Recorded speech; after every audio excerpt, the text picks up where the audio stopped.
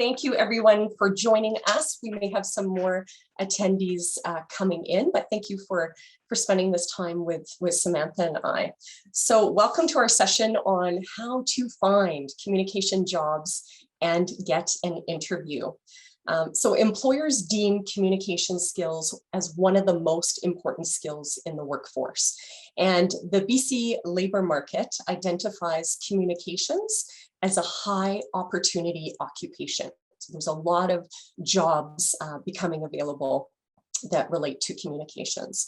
And as we know, communications really forms any position, any job out there. So before we get started, I would like to provide a territory acknowledgement and just recognize the territory that we are meeting on. UFE is situated on the land of the Stolo people, the people of the river. And I truly am honored to work, live, and play on this land. My daughter is Aboriginal, and it's really a part of our culture and our being. This picture I like to show students and community members. This is UFE's coat of arms, and it features symbols of Stolo culture, local wildlife, and elements of the Fraser Valley landscape. And the words at the bottom, if you can see there, are in Halkamelum, and it states House of Transformation. And that really reflects that UFE is a place of intellectual and character transformation. And I highly recommend, if you haven't seen this coat of arms before, do look it up. There's some really interesting symbols and meaning behind all of those pictures. Okay. So introductions, my name is Susan Francis, and I have had the privilege of working at UFE for over 20 years, if you can believe it. I'm an alumnus of UFE, so probably was sitting in your very seat if you are a student at UFE. And I graduated with an undergraduate degree in business administration with the co-op option, which was really important to my career. And then I furthered my education with a Master of Arts in leadership. I've worked in the Career Center many moons ago, teaching employment preparation skills to hundreds of students and placing them into jobs related to their studies.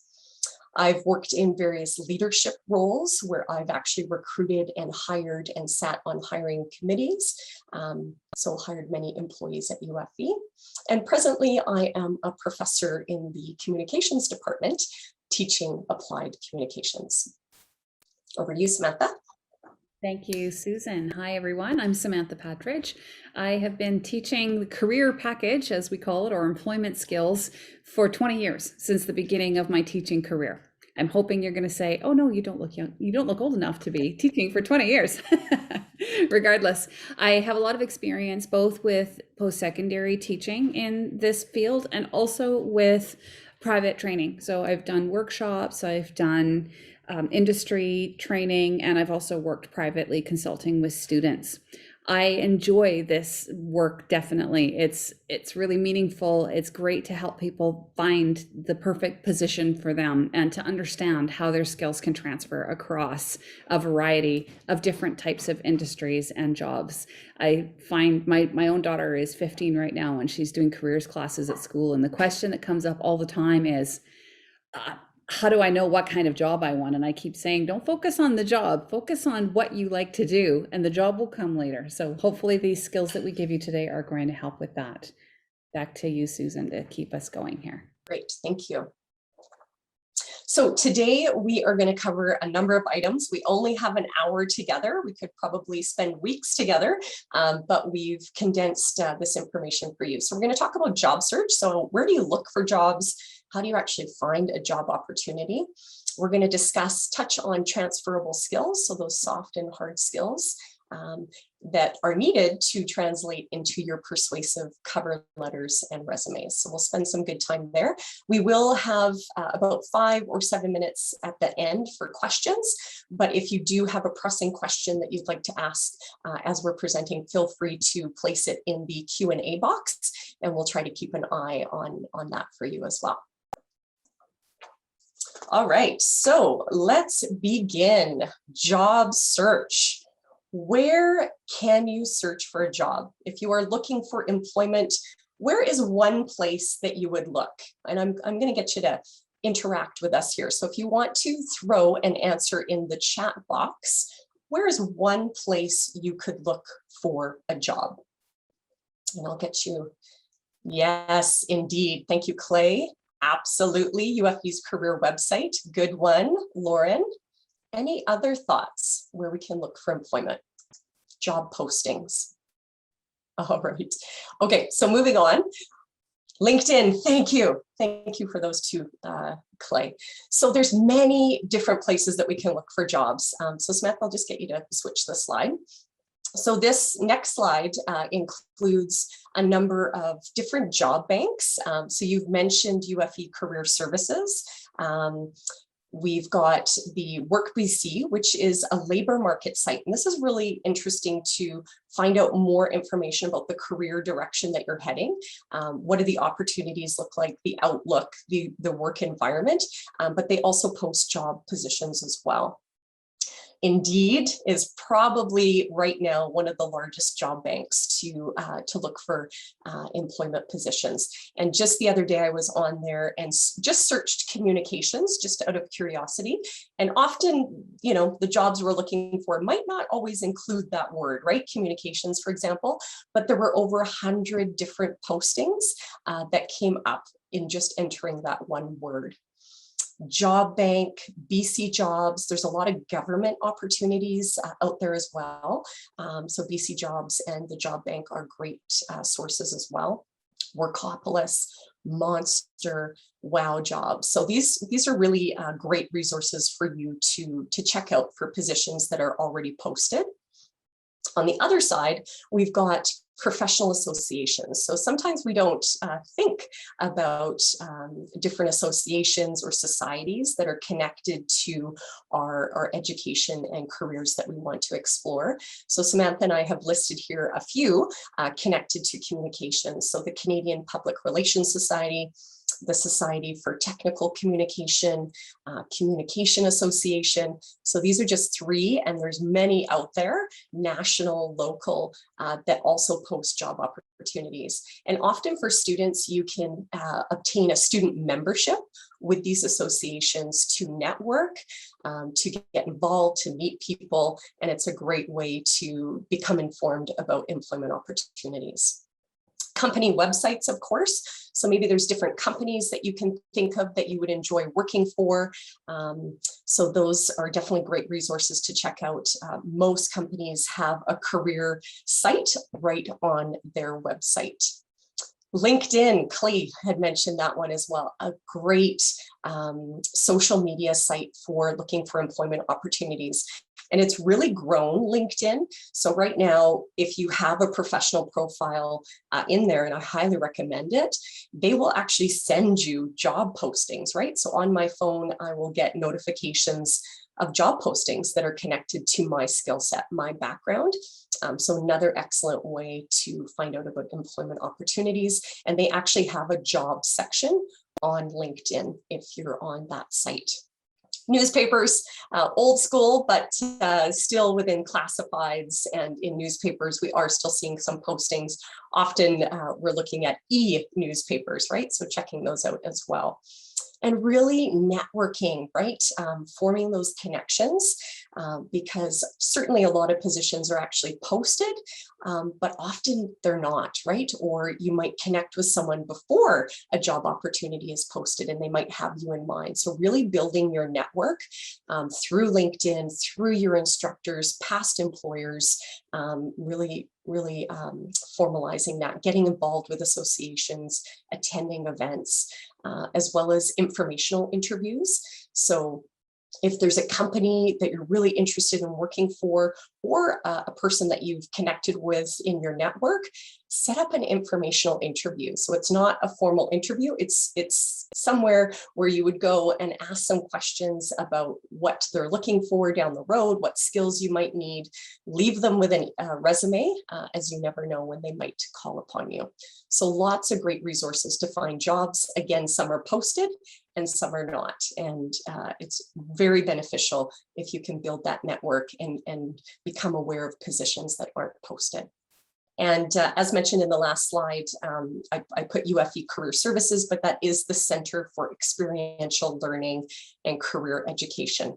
And in my career, that is what got me started. I was a co-op student, and one of my last co-op work terms was at UFE, and it really landed me a permanent position after graduation. So use the Career Center, one of the best resources on campus, I truly believe. There's work study positions on campus, permanent opportunities, co-op, so really get involved with them. So now maybe you found some job opportunities, some postings. What do you do? What do you do with that job ad? Well, first of all, you want to keep a copy. I don't know how many students have come back to me when I was working in the Career Center.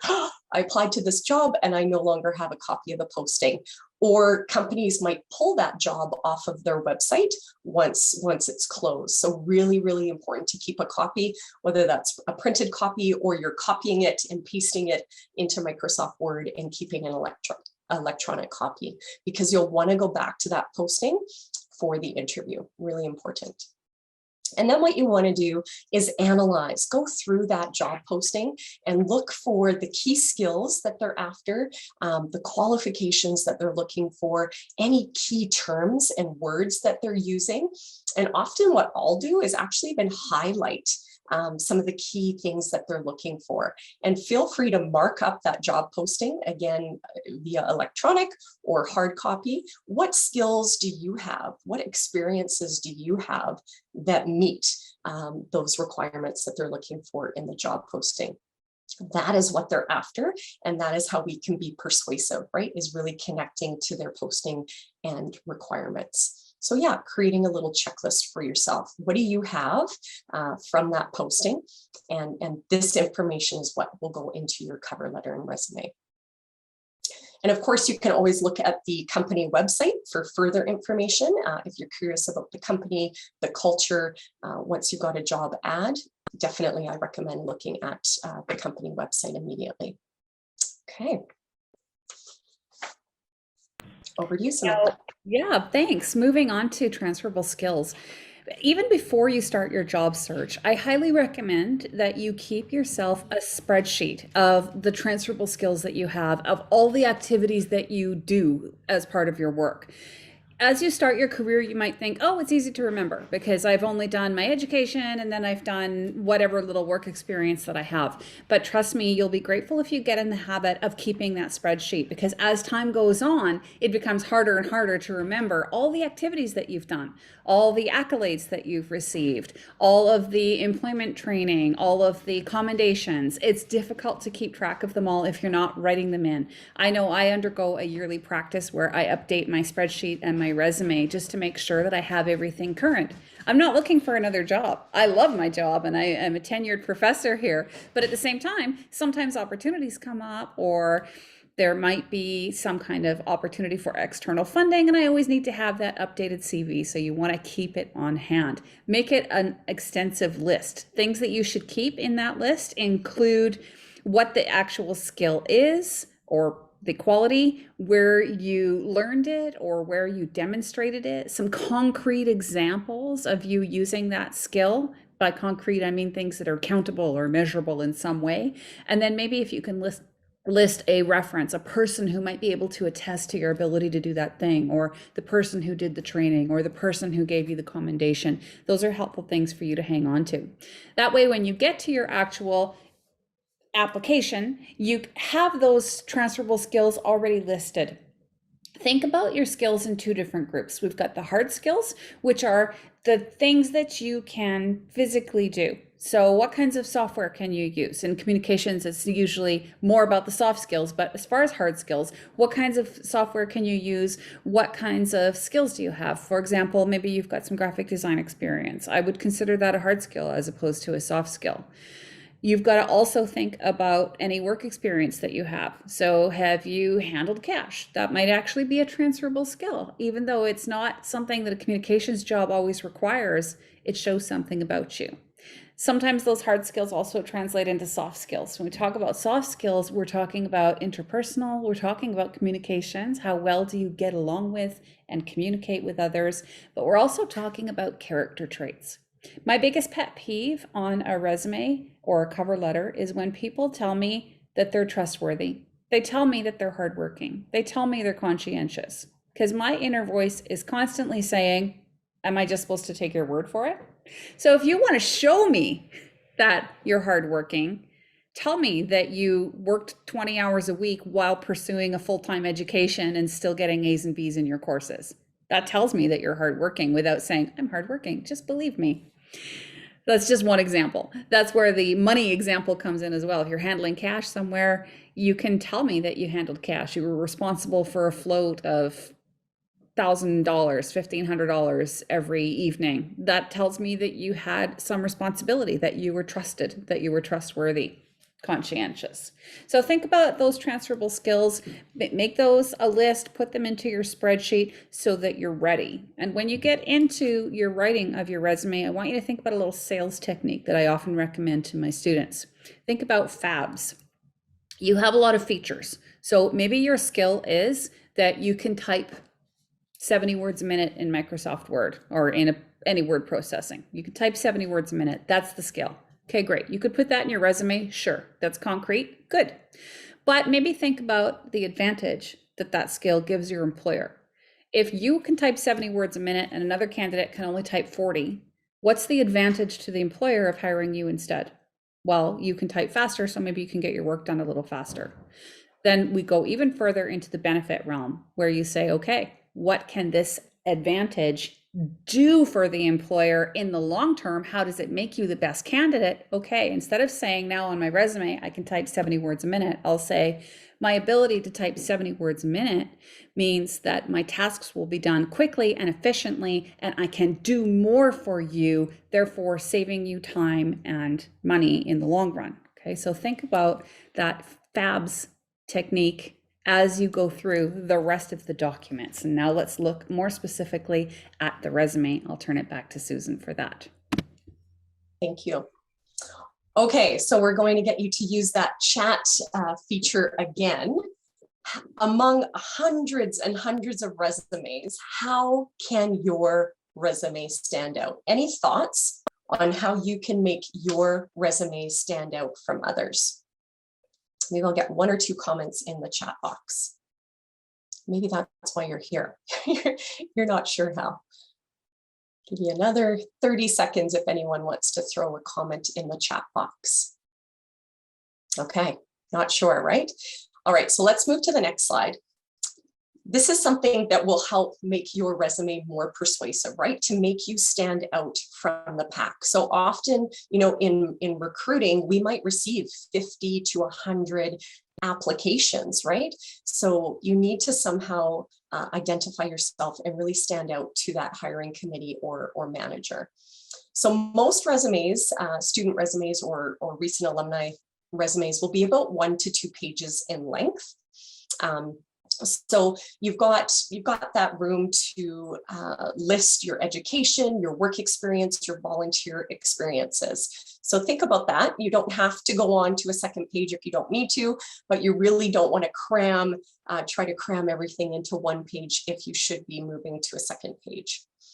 Sometimes I'll get students who ask, you know, what is the difference between a resume and a CV?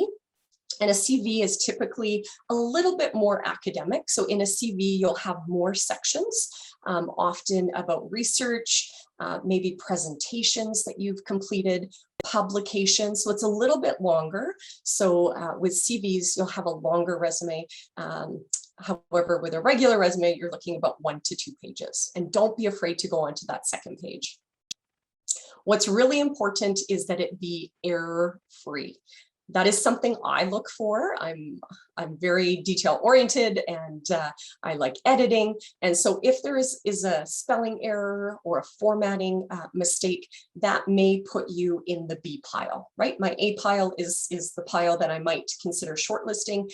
The B pile, maybe there's a spelling mistake or a formatting mistake. So just make sure that's error-free. I always recommend making sure that you have at least 2 other people besides yourself looking through your resume for catching any mistakes or errors there.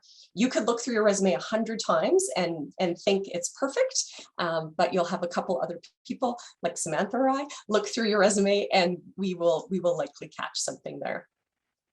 Yes, thank you, Samantha. So Samantha's mentioned in the chat box there as well that often later in our careers, we might use a CV in advanced postings or industries as well. Great, so thanks for that comment. So really think of your resume, your application as a marketing tool, right? This is a tool to show employers, to showcase your skills, right? Your hard skills, your soft skills, your education, your experiences. So really look at it in that fashion. And sometimes that's hard, right? To promote yourself, but that is the purpose of a resume and cover letter, right? It's to market yourself in order to get that job interview. All right, moving on. So obviously content is hugely important, right? The content that you are including, we're being honest, we're being detailed, and we'll get into some further information there. But in addition to that, the design elements are key, right? The look of your resume, the fonts that you're using, lines to sort of divide information. Sometimes people will use color, right, in their resumes, and that can be effective and look very good. You want to use professional bullets, so you're not just including slashes, right, dashes. So in Microsoft Word, for example, using that feature, that professional feature for bullets and making sure all your bullets are aligned, everything is looking beautiful. Columns can also be important, right? So maybe I've seen students with a lot of technical skills, and maybe you'll have a table listing all of your technical skills. So think about the look and how that's coming across to the reader. How can you simplify that and make it really visually appealing and easy to read and look through? If you do go onto a second page, do include a header, right? So page 2 with your name. This is important if the employer is printing your resume and for some reason it gets, the second page doesn't fall behind the first or whatever happens there, they can easily find your second page and put it together. So do include that professional header on your second page. Think about the order of information. So often we'll see reverse chronicle order, right? So you are putting your most current information first, followed by the least. In addition to that, think about what is most important, right? So as a university student, maybe an upcoming graduate, perhaps your biggest asset right now is your education, right? Being a university student or an upcoming graduate. So maybe you would consider having that placed ahead of your work experience. Or maybe you've participated in co-op or some other great opportunities, practicums, and maybe you've got some really great relevant work experience associated with the job that you're applying for. Then you may want to include your work experience first. So really think about that, the order of information. Even within a job, right? A job description, when you're listing your responsibilities, think about that order. What was the most important responsibility that you held to least important? White space, we love white space, right? So making sure you've got nice margins. Each section, there's at least one white line space between your sections. Again, this just really makes it easier to read from the recruiter's point of view. And then of course, page layout, right? Sure, you've got some nice white space, but is everything on the left-hand side and you've got sort of a white blank space on the right? Maybe you consider putting your dates of employment or education on the right-hand side. So really look at that page, that design, because it's really, really important to recruiters. So there was a focus group of expert recruiters, and they really stressed two important things, two things that they look for in resumes and your characteristics. First, they wanted to see information about the skills that apply to their job, right? What skills are you showing me in your resume that apply to my job, because that's what I care about, right? So students who took the time to really identify those skills, maybe even those key terms, that language that is used in that job posting, and put that information in their resume was hugely valuable to this expert panel of recruiters. So they were a little less interested in, this huge job history, all these past duties. What is important for their job, for their company? And then second, to that last slide, is that format, right? That valid information in a really easy to read, attractive style. So you are focusing on their posting, their language. What are they looking for? You're tailoring that resume, and you're making sure it's formatted. The design is really attractive. So those were considered the two most important things according to these expert recruiters. Okay, so let's get into that resume. So persuasive resumes, again, probably the thing I value the most are candidates who research the company, right? So they know more about my department, my organization, than what they would have just found out from the job postings. So they've gone one step further. They've really looked at the company information, and they've really looked at the job posting. So they're tailoring their application to in their resume. Again, we've talked about most important information first. And what I found that's worked for me as well, that I enjoy seeing, is where a candidate has actually listed a highlights of qualifications section or a summary of skills section right at the top of their resume, right? So I'd have Susan Francis, my address, my email, my phone number in a nice, font and colored line, perhaps, so nicely formatted. And then my first section in my resume, I have highlights of qualifications. And this is something I change each time I would apply to a job. So it is tailored specifically to that job posting and that company. It's a lot of work, right? I remember telling students, it could be a full-time job applying to jobs, right? But really, you become better at it, and it becomes a little more easy. But that is huge, spending that time to tailor that information at the top. Action verbs. I love action verbs to start each statement. So this really creates professional sounding, looking statements, and it creates accomplished statements. So it's not just saying customer service, trained a team, right? You're actually having a full sentence, a full statement. So for example, provided excellent customer care to, and giving some further information, trained a team of 6 volunteers, right? So it quantifies what you're doing. And to Samantha's point earlier, you're backing it up. You're not just saying, oh yeah, I'm great at customer service, or I'm trustworthy. You're actually backing up that. How did you get that, right? And that is really valuable to recruiters. So start each term with an action verb and a statement. And the Career Services at UFE has an excellent action verb sheet that I'll mention in a little bit here. The truth, tell the truth. I tell my students, I tell my children, the truth always comes out, right? It really, really does. So be honest, but don't put yourself down or your skills down. Sometimes students, oh, I don't have this, or I don't have that. What do you have? And that is what you're really going to promote. But be honest, be truthful, right?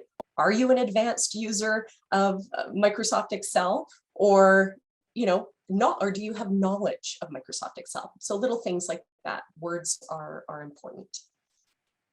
You also may want to consider having different formats, different versions of your resume.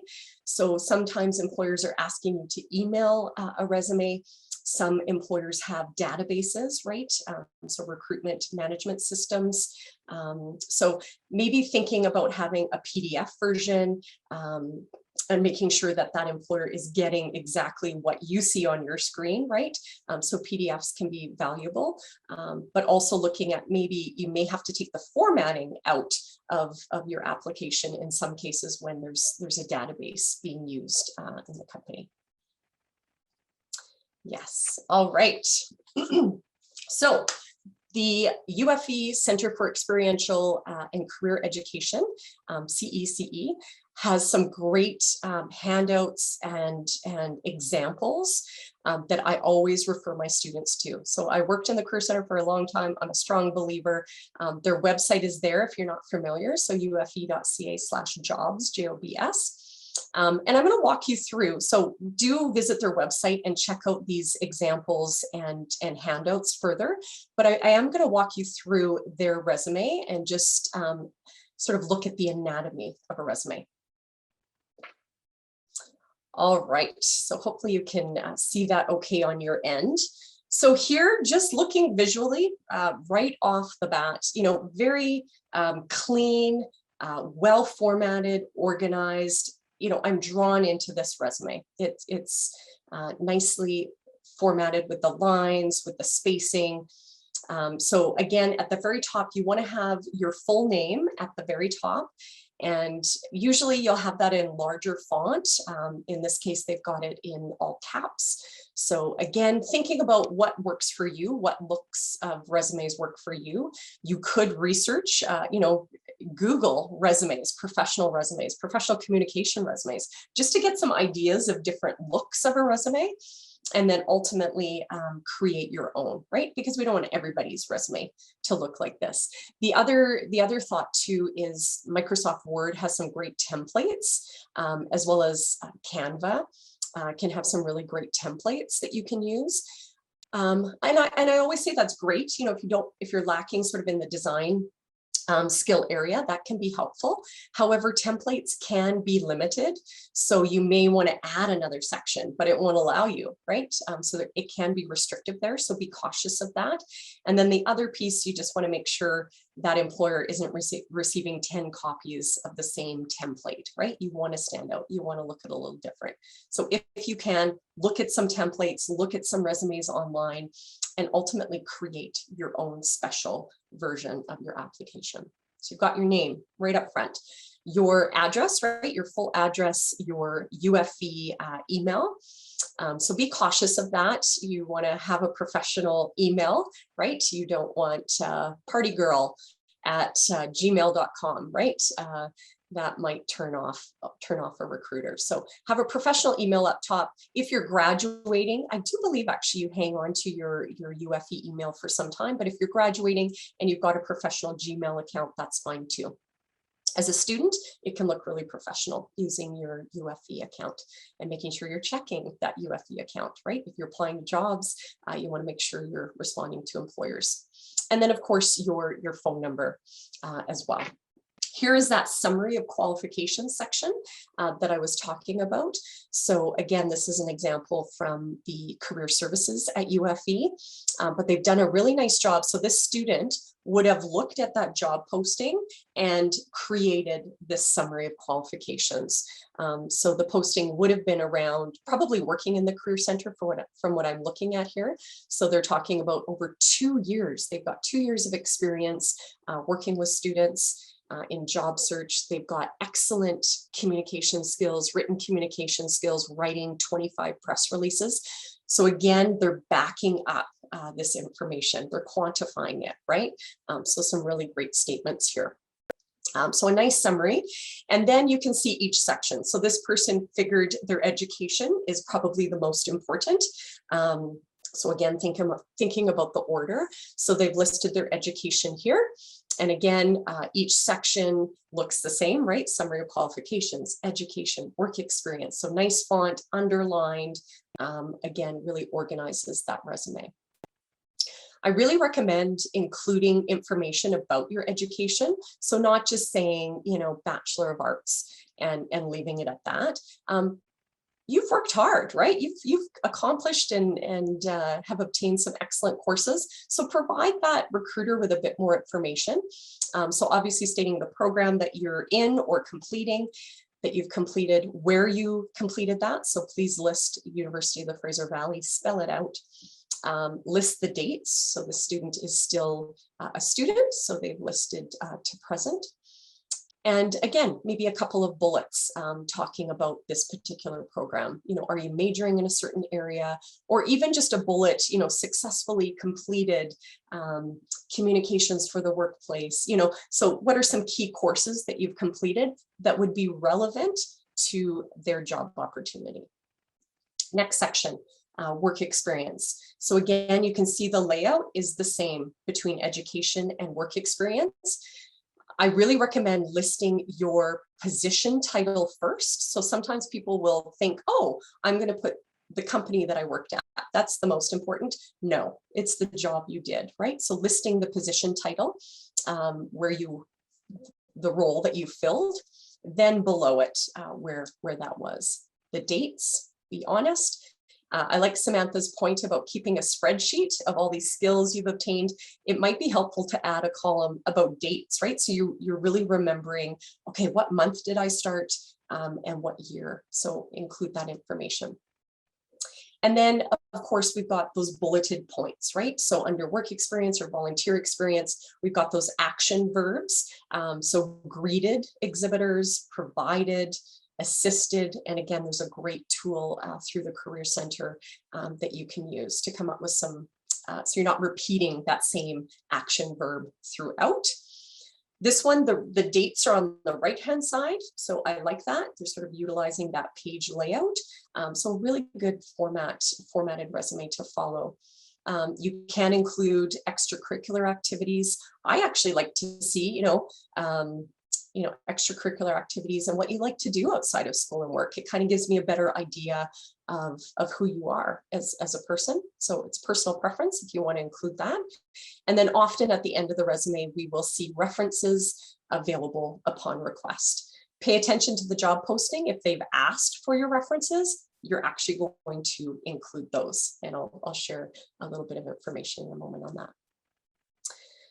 So yeah, right away, actually. So references, you want to ask permission. I've been contacted. So-and-so has listed you as a reference, and they didn't ask me, or they didn't update me. So you're a little caught off guard. So you really, really want to make sure you are asking permission, right? That you're reaching out to your references, probably about 3, and figuring out, and asking them, would you be a positive reference for me, right?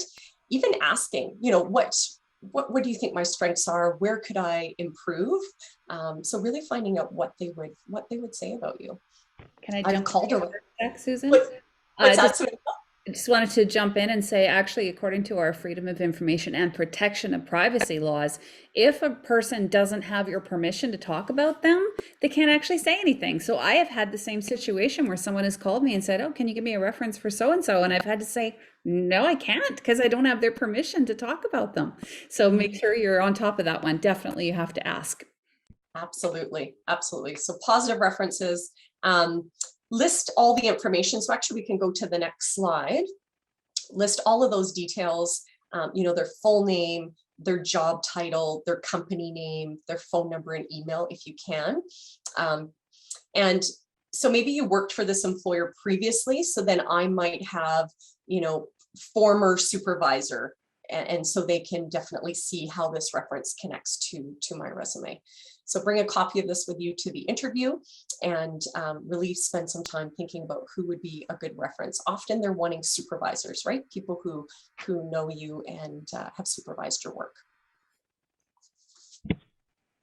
Okay, we're ready to move on to those cover messages. Susan and I decided to use the term cover messages because so often we're not giving letters anymore. It's a covering email, or it's a place in a text box to upload whatever you need to say. So I think you can use the same strategies for all of those, though. It's important to come across as professional.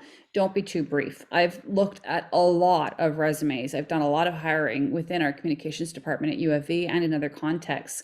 And it annoys me when people miss the opportunity to say something meaningful in that cover letter. But just quickly to back up to one point that I'd like to make about your resume, I think it's a good idea. The formatting is definitely important, but it's a good idea that you keep a plain version as well. Quite often these days we're uploading into databases or into particular kinds of software. And if you do need to upload your resume, use a plain version that doesn't have any formatting like lines or columns or indents, because it's much easier for the software to read, and then it's more likely that it'll translate better. You might even include a keyword list, because some organizations use machines to decide on their first run through, and it's strictly based on how many keywords you match. So the more hits you have in your resume, the higher you float to the top of the list. Something to think about. I've seen lots of effective resumes with keyword lists. So let's think about those cover messages. Before you start, maybe even before you start your resume, you want to do a couple of important things. We already talked a bit about deconstructing that job posting. In your cover letter, though, what I do, an exercise with my students in class whenever I teach this kind of thing, I ask them to grab a partner who hasn't seen the job ad before. The partner gets 30 seconds to look at the job ad and then say what they think are the top 3 things that that employer is looking for, and make sure those are the top 3 things that the person has addressed in their covering message and in their resume. So see if you can prioritize what seems to be the most important to this employer. Deconstruct that job posting. And then you also want to research the organization. In your cover message, this becomes important. It shows that you're serious about working there. You've gone above and beyond the job ad. If I see, for example, if someone's applying to the communications department at UFV, and I see that they have put in some mention about UFV's commitment to indigenization, and it wasn't mentioned in the job ad, I'm going to be impressed, because I'm going to think, okay, they've done their homework. They've looked at what we are all about, what we have to offer, and our future directions, and they're showing their willingness to be on board with those plans. So think about researching that organization. Now, let's talk about the cover message itself. This is essentially a sales message or a sales letter. You want to trying to close my chat box. You want to sell yourself. You want to show yourself in the best light, show yourself in a genuine good light. It's usually about 1 page, no longer than a page if it's a letter. If it's an email, try to keep it to a reasonable length on the screen. Probably that 3 or 4 paragraphs is going to be enough. You want to identify the position you're applying for, usually in the subject line. I don't recommend writing a generic letter. You can definitely have some pieces that you can take out and move around, but the introduction should be different for every single cover message that you write. I think that you need to be specifically tailoring to the job. This is a case where your resume might have a lot of things the same for every position, maybe just changing that qualifications section, but your cover message will be significantly different for each one. You definitely want to look at how you can match your skills and experience with their needs. So if they've asked for 3 years of experience in a certain industry and you don't have it, but you've got 2 years and maybe some other training or some other experience that makes up for that difference, you want to say that in your cover letter. It's also a good place where you can address any gaps. So sometimes there's something in a resume that looks weird. Like maybe we've got a gap of a year where you're not working and you're not going to school. You know, those are red flags for employers. So how do you address it? Well, you might have to just tell the truth. Hopefully you weren't in jail. But if you were, maybe you had a child, or maybe you were traveling, or maybe you had some kind of accident and you weren't able to work or go to school. It's okay to be honest about those things as long as you put them in the best possible light that you can and don't dwell on them for too long. It's something that can definitely be discussed a little more in an interview if necessary. This is where I spend a lot of time in these one-on-ones with students, is figuring out what's the best way to talk about your particular situation. So save your questions for the end, because we'll have some time. If you have a particular question, how do I deal with X? We can talk about that. Make sure your interview ends with asking for an interview. That's the call to action. Don't ask for the job, because they're not going to give you the job without meeting you. A lot of people go straight to, can't wait to start working with you. It's not really appropriate. So let's look at this cover letter example in a little bit of detail. The one from the Center for Experiential and Career Education is very nice. So you can see that the actual header matches the one that's on the resume, makes it look like a complete package. I like that approach. I think it is effective. It shows you have some design ability and you can go with that continuity throughout. I have also included the full address. Make sure if you're doing a letter, make sure you're using correct letter format. There are all kinds of templates out there. Use this one, for example. You want to make sure that you're getting people's names right and their positions right.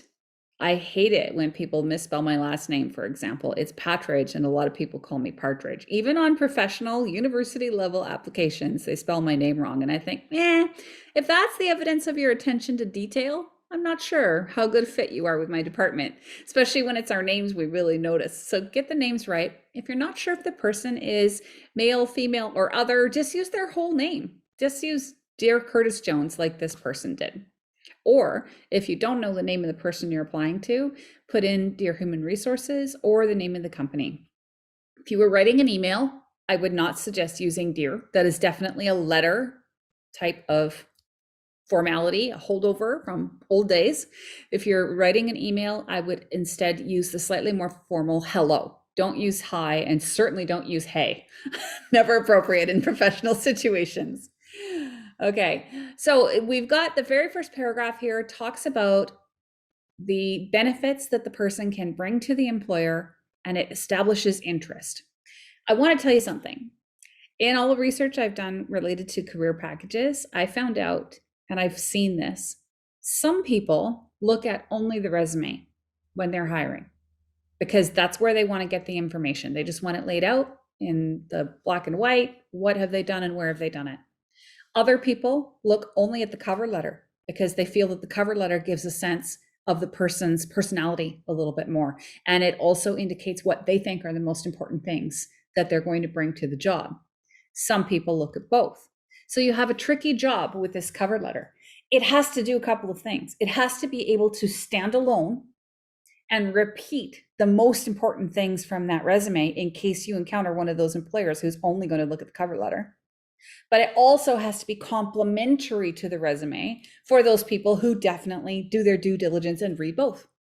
So how do you make it add on what's already in the resume and still provide a complete package and still fit it in one page? That's your challenge. Many, many drafts. You keep working on it. So start off with, why should you be interested in me? And what can I bring to your company that'll benefit you? It's definitely sparking interest and saying, I'm the best person for the job, and here's why. A common structure is what's followed in this particular letter: work experience, education. And the order might be flipped depending on which is most important. That's one organizational strategy for your cover message. It's the most common, it's expected, people like to see it. Maybe you're one of those people who doesn't have a lot of work experience. In that case, you might want to consider organizing instead around skills. So you could, for example, have a paragraph that's more or less on hard skills and one that's on soft skills. You could organize around particular features in the job ad. So who knows what they've identified as the key things they're looking for, but you've got options for organizational strategies, is what I'm saying. The most important thing is that you keep these paragraphs short and concise. Try to avoid having every sentence starting with I. It's hard not to have a lot of them starting with I because you are talking about yourself. But if you can switch it up a little bit, it becomes a little bit easier to read. And think about how you're going to end. So at the end, please don't say, I actually changed this from the template because the template said, thank you for your time and consideration. I can't stand cliches, especially in a cover letter where every sentence counts. Don't give me a throwaway sentence like, thank you for your time and consideration. Please don't hesitate to contact me for more information. You can tell by the tone of voice that I find that people who say those kinds of things sound like a robot. They sound formulaic, and they've missed the opportunity to sound like themselves and make a genuine connection. I would rather say something like, thank you for considering my application, or please contact me if you have questions. I'd be happy to answer them. That sounds a little bit more genuine. Okay, moving on to some tips. I've already gone over a bunch of these. Avoid overuse of starting sentences with I or my. Proper grammar and spelling are essential. They're not optional. They're 100% required. Use the exact keywords from the job posting. Don't try to get creative and use synonyms because, as we said, if you're going through some kind of a scanned in or uploaded software program, you want the exact word. That's what they're looking for. Make sure your paragraphs are clear and concise with clear transitions, that they hang together. It's obvious what each paragraph is talking about. Use the same font as the resume so they look like an actual package, and keep a copy. Don't just get rid of it or change it and then just save it. So you might have 3 different jobs you're applying for. And if you've got 3 different cover letters, don't just keep it all in one file, which is generic cover letter, and just save over it every time you modify it. Save it for that particular posting, because you're going to want to keep it, print it, bring it with you if you have an interview, so that you remember what you said and you can refer people to it when you're sitting there in that interview and talking over your qualifications. Okay, the Career Center offers lots of help. It offers you cover letter and resume feedback. You can go in, make an appointment. You can do it by Zoom. They will even do mock interviews with you. This is a great thing. About 5 years ago, we actually stopped teaching the career package in our Communications 125 class, which is our intro communications. And the reason is that we felt we needed to encourage students to go to the Career Center, and we could use the time in our intro courses for things like research, for example, but that the Career Center is the place. They were doing great work, and they still are. I think that going to CC is a great suggestion for you. One last thing I wanted to say about communications jobs.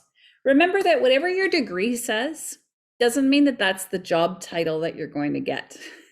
That's the most useful advice I can probably give you. None of you are communications degree students, because we don't as yet have the communications major up and running. We will have one starting in the summer. In case you're interested, let me know. We can talk about your possible options.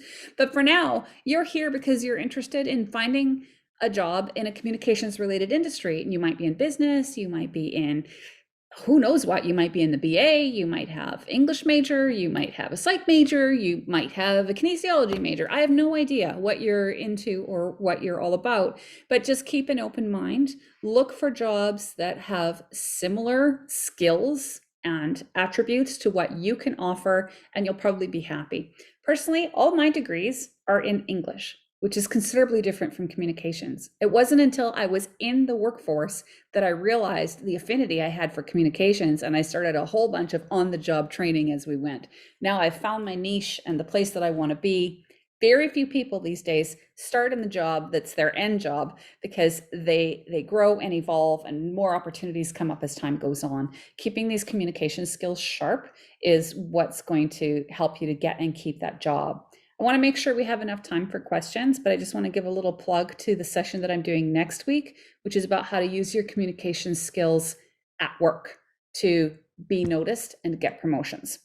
If you want more information on that, you can get in touch with me. And in the meantime, what kinds of questions do you have about your own situation? Is there something sticky or tricky in your resume? Or do you have questions about how you can network better? What do you have? What can we answer for you in this last 6 minutes?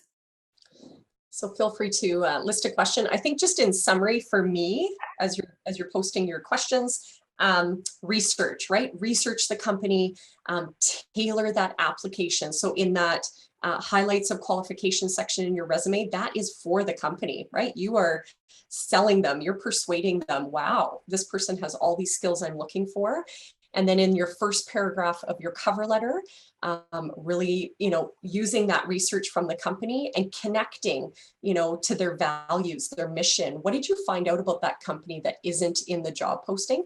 That lures me in. Wow. They know something more. They really are interested, passionate about working for our company. And then the formatting, right? The content, the look. I think those to me are the 3 most valuable pieces to take away.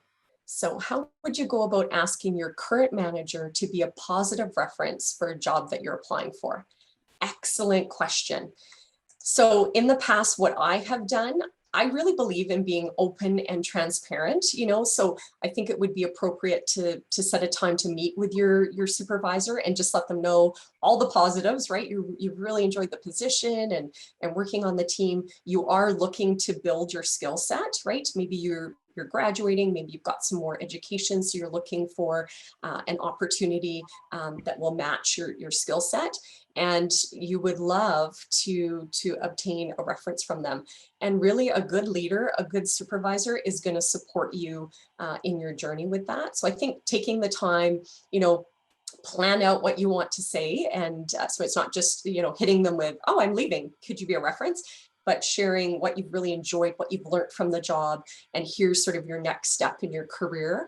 And you'd love to ask if they would be a positive reference for you. And I've had success in that realm. Any thoughts, Samantha? Yeah, I actually, as a supervisor who's often asked this question, I actually ask people, what would you like me to be able to say about you? And that then you can use that opportunity as the job candidate to be able to say, well, remember when we worked on X project, or I'm hoping that you found my skills in this area to be at a certain level. I find that's a good approach. Not every supervisor is going to ask you that question though. So it's definitely a good strategy to say, hey, I'm applying for certain positions and I wonder if you would be able to give me a reference. If they come back and say, yes, I'd be happy to, then you can say, that's wonderful. I'm hoping that you can talk about X, Y, and Z. And that way you're directing the conversation a little bit and making sure that you're getting a full picture to potential employers, but you're not constraining what the person has to say. Don't be afraid, because as a person who's frequently asked for references, I find it much easier if you tell me what you want me to say. And then I can say, oh yeah, I agree with that. Oh yeah, I remember Lauren was in that class of mine and she did this and that. I had a really good time with that. Sure, I can talk about that. But if you don't remind me, I might have to go back through all my files and all my lists and think about, okay, what can I say? And it might not be as effective. So don't be afraid. Yeah. And to add to that, I would say, what I've enjoyed, if people have asked me to be a reference, they might send me their resume because I've worked with so many people. So it really helps me remember the dates that we worked together and just a summary of your responsibilities. So that's really helpful if you can send your references. I just interviewed for this opportunity. Maybe even here's the job posting. And like Samantha said, here's some key things, how I connect to that posting. And here's an updated copy of my resume and potentially cover letter. And that just really helps your reference recall all the duties that you were involved in and the time, right? The time frame that you worked together. Yeah, that's right. Sometimes you might not actually want to have your current supervisor as a reference if you don't want them to know that you're applying elsewhere. If you're not sure that you might go, or if you're afraid that the supervisor might somehow retaliate or be upset, you might not want to call on them. But it's a good time then to look at colleagues who might be a little bit more sympathetic to you. So choose who you want to pick. Choose who you've got for your references. Yeah.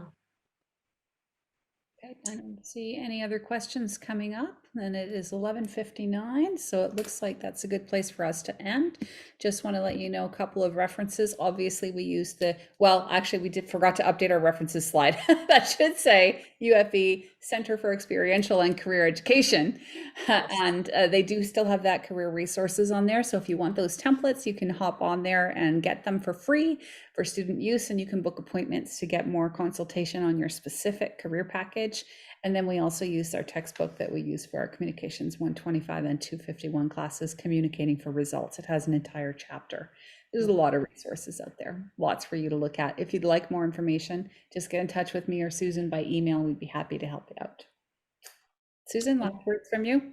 Yes, no, thank you for your time. Thank you for joining us. I hope that was helpful. And like Samantha said, feel free to reach out.